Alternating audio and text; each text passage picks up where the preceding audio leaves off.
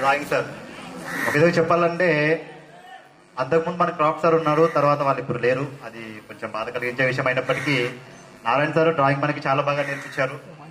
ముఖ్యంగా నాకు బాగా గుర్తుంది, కమలం ఫిగర్ వేయించేవారు. మీకు అందరికీ కూడా గుర్తుంటుంది, నేనైతే బాగా వేసేవాడిని, అది నాకు బాగా గుర్తుంది. తర్వాత మన వెంకటరామరెడ్డి సార్ సారు చాలా మృదు స్వభావం. మొన్న మళ్ళీ కూడా ఇదే మాట అన్నాడు నాతో. అదే వీడు బాగా చదువుతాడు కానీ ఎందుకో చదవడు అంటే, చదవలేకపోయినప్పటికీ వాడిని డిస్కరేజ్ చేయకుండా ఎంకరేజ్ చేసేవాడు. అది చాలా ఆనందం కలిగించే విషయం. నన్ను సార్ ఒకసారి మెచ్చుకున్నాడు, నాకు అది బాగా గుర్తుంది.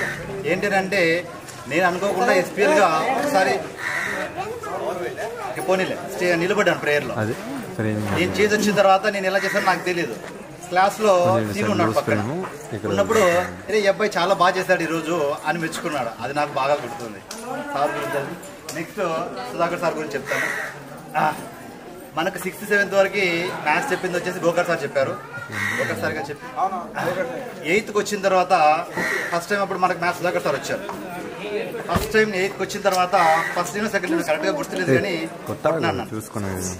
ఏదో ఫస్ట్ లైన్లో కూర్చుంటాం నేను, మౌలాలి, తర్వాత ముర్తుజా. ఏమైందంటే ఏదో మిస్టేక్ జరిగింది, సార్ కొట్టాడు, మంచిగా కొట్టాడు ఇంటి మీద. ఫస్ట్ టైం నాకు తన్ను తింది చాలా తక్కువ, అప్పుడు 10th వరకు ఫస్ట్ టైం కొట్టాడు. అది బాగా గుర్తుండేది అయితే నాకు. కానీ నేను మ్యాథ్స్ అయితే బాగా చదివాను. అప్పటి మ్యాథ్స్ గురించి ఆ విషయాలు చెప్పిన విషయాలు నాకు చాలా ఉపయోగపడ్డాయి. నేను మ్యాథ్స్లో బిఎడ్ మ్యాథమెటిక్స్ తీసుకున్నాను.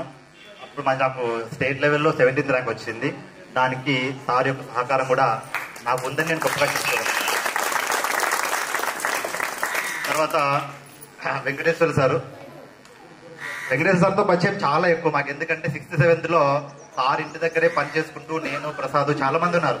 ఎందుకంటే అందరూ సార్ వాళ్ళ ఇంటి దగ్గరే పడుకొని నిద్రపోయిన వాళ్ళము, గోకర్ సార్ ఇంటి దగ్గర కూడా పడుకొని నిద్రపోయే వాళ్ళము. ఆ విషయాలు చాలా గుర్తున్నాయి నాకు.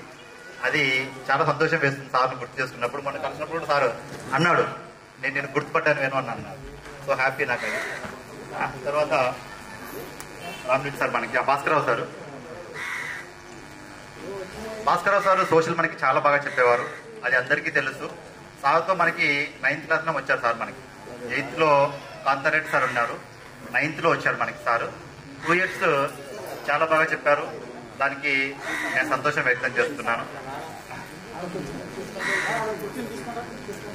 నెక్స్ట్ రామరెడ్డి సార్ మనకి తెలుగు 6th 7th తెలుగు చెప్పారు. సార్ చెప్పిన పద్యం ఇందాక నాకు ఒకసారి సీను చెప్పాడు, కరెక్ట్గా గుర్తులేదు కానీ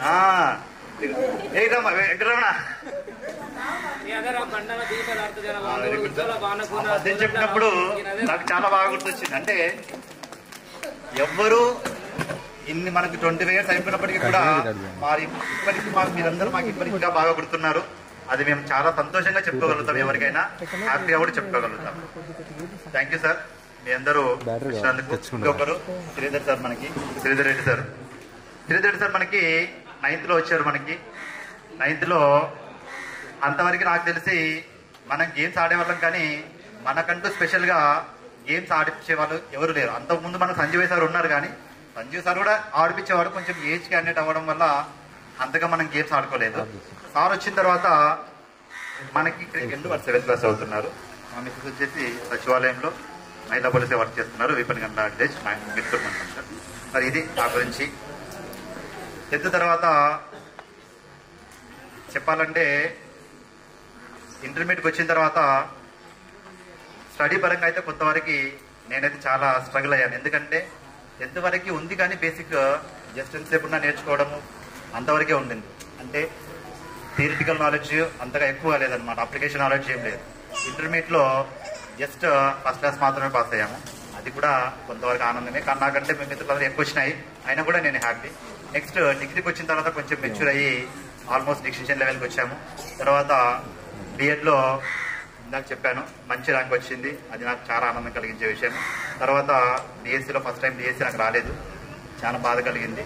సరే ఆ బాధను కొంచెం దిగమించుకొని కొంచెం మళ్ళీ కష్టపడి ప్రయత్నించడంతో 2008 డిఎస్సిలో సెలెక్ట్ అయ్యాను నేను.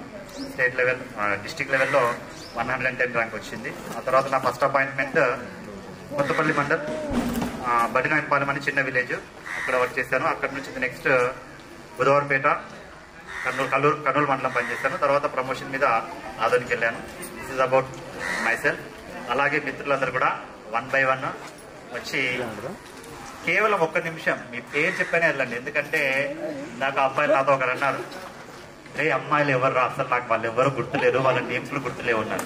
సో అందుకోసమన్నా ఒకసారి చెప్పండి. ఫస్ట్ అమ్మాయిలు అక్కడే కూర్చొని చెప్పండి, మీరు ఇక్కడ రావాల్సిన అవసరం లేదు, అక్కడే కూర్చొని చెప్పండి. కావాలంటే మీకు ఒక మైక్ ఇస్తాను. ఎందుకంటే